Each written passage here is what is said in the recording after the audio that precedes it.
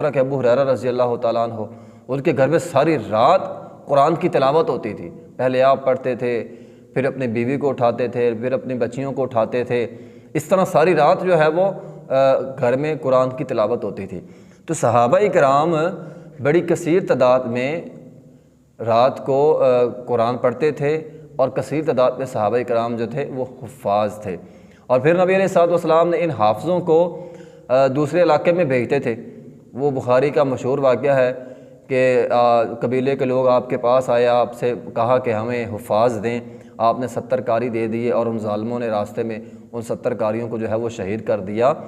تو یہ صحابہ کرام قرآن کے حافظ تھے اور کثرت سے قرآن پڑھا کرتے تھے۔ تو ایک طریقہ قرآن کا وہ یہ تھا کہ قرآن کو حفظ کیا گیا، زبانی یاد کیا گیا، زبانی جو